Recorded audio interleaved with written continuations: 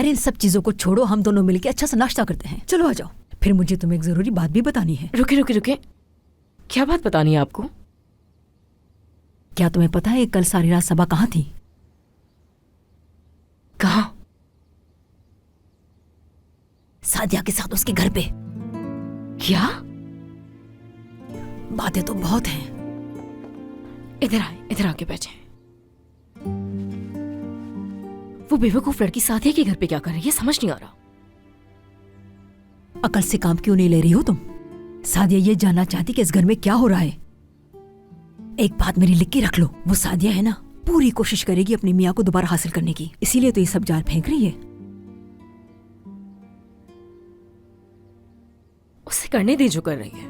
अब वो चाहे कुछ भी कर ले, उससे हमारी जिंदगी पे कोई असर नहीं पड़ने वाला। खैर सबा की कोई अहमियत नहीं है मेरे सामने। खैर फिलिज और उसके अलावा और भी बहुत से लोग हैं मेरा खून चलाने के लिए। मुझे तो वो लड़की बिल्कुल भी समझ में नहीं आती। मुझे भी समझ नहीं आता अम्मी। फिलिज जो कुछ बता रही है ऐसा कुछ भी नहीं है। सिर्फ एक तस्वीर दिखाकर वो किसी को बेवकूफ नहीं बना सकती, कम से कम मुझे तो नहीं। बिल्कुल ठीक कह रही हो तुम बेटी।